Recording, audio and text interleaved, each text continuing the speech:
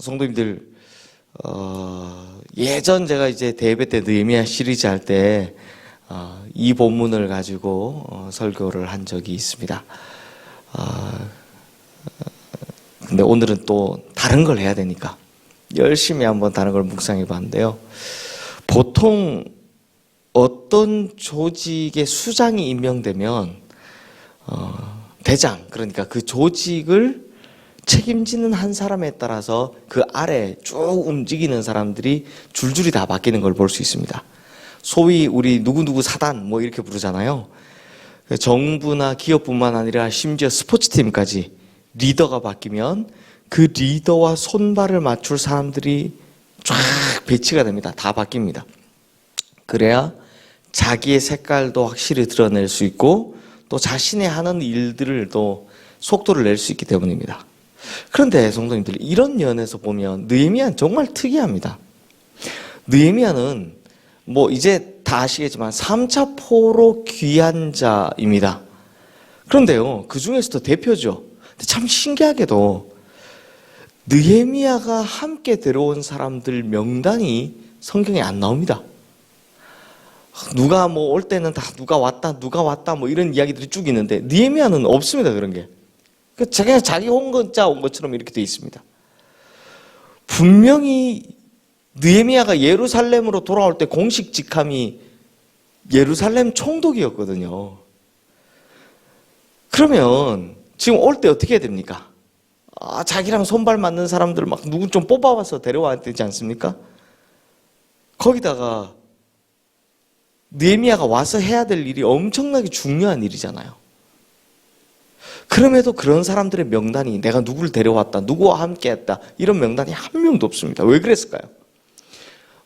제가 볼 때는 이 이유는요, 느헤미야가 와서 해야 하는 사역의 성격 때문인 것 같습니다. 느헤미야가 와서 해야 되는 사명이 뭡니까? 성벽을 세우고 성문을 달고 하는 것이죠.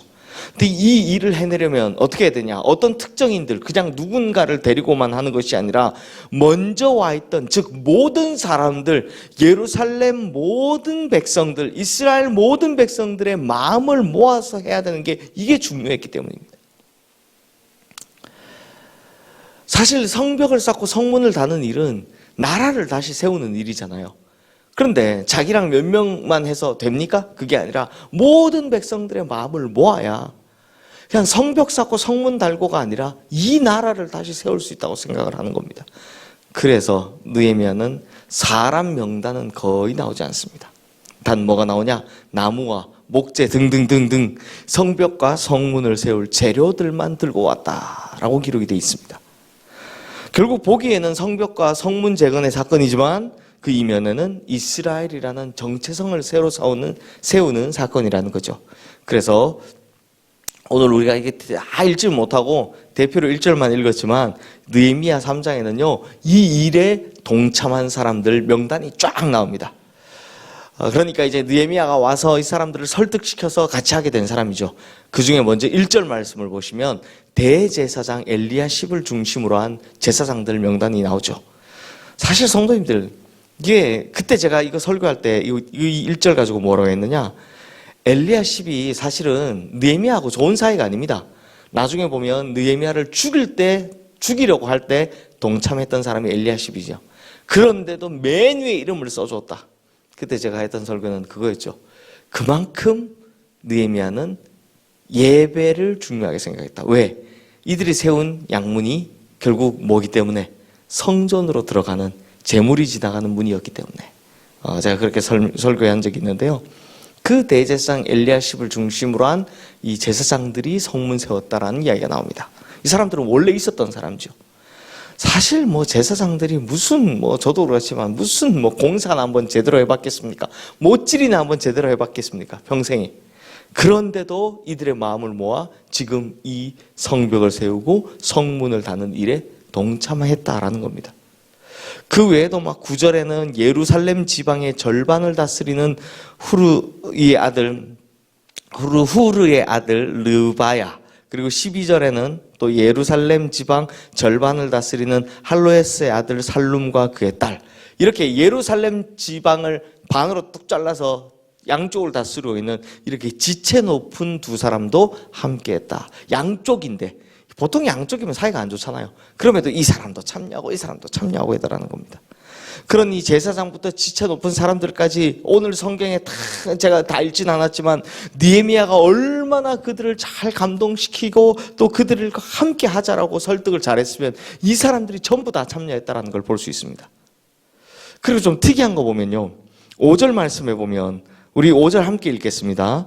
그 다음은 드고아 사람들이 중수하였으나 그 귀족들은 그들의 주인들의 공사를 분담하지 아니하였으며 라고 이 드고아 귀족들은 공사에 참여하지 않았지만 참 놀랍게도 드고아의 평민들은 일반 백성들은 다 참여했다는 걸 볼 수 있습니다.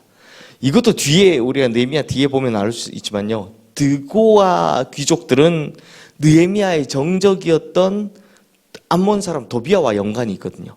그래서 귀족들은 안 나온 겁니다. 그럼에도 보통 이때 되면 귀족들이 나와서 뭘 해야 평민들이 움직이는 판인데 평민들이 자발적으로 다 나와서 일을 했다는 겁니다.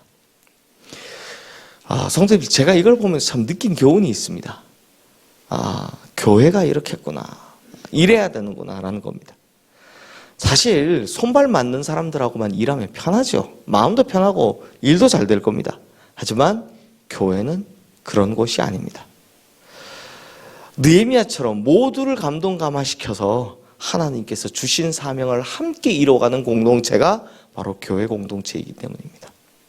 그러니 나와 친하든 친하지 않든 잘 아는 사람이든 잘 모르는 사람이든 모든 사람을 하나님의 사명이라는 이 명목 아래 다 감동시켜서 함께 뜻을 모아 동참하게 만드는 곳이 바로 교회다라는 겁니다. 사실 1절 나왔던 우리가 읽었던 엘리야십 대제사장도 느헤미야만 보면 얼마나 싫었겠습니까? 그럼에도 이 일에 동참한다는 건 그만큼 느헤미야가 준 이 사명에 다 감동감화했다라는 겁니다.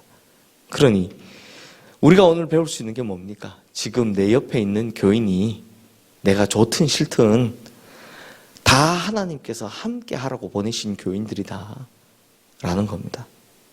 사랑하는 성도님들, 우리가요 이 원리를 잘 알고 잘 지켜간다면 우리 교회뿐만 아니라 어느 공동체에 있든 간에 다 평안하고 든든하게 서가게 될 줄로 믿습니다. 그러므로 우리 성도님들, 오늘 기도할 때는 우리가 좀 하나님 저도 느헤미야처럼 넓은 마음 좀 가지게 해주십시오 라고 기도하기를 바랍니다. 그래서 하나님께서 내 옆에 이 사람 보낸 이유, 뭐 친하든 안 친하든 아니면 뭐 함께하는 사람이든 대면대면한 사람이든 다 이 사람 보낸 것엔 이유가 있구나 하는 생각으로 하나님의 사명을 이루기 위해 함께 걸어나가는 우리 시흥의 모든 성도님들 되시기를 주님의 이름으로 축원합니다. 그러할 때 느헤미야의 이 위대한 사역이 완성된 것처럼 우리 성도님들 속한 공동체, 특별히 우리 교회가 이렇게 위대한 하나님의 사역을 잘 감당하게 될 줄로 믿습니다. 이 시간 오늘 주신 말씀 기억하며 우리 함께 기도하겠습니다.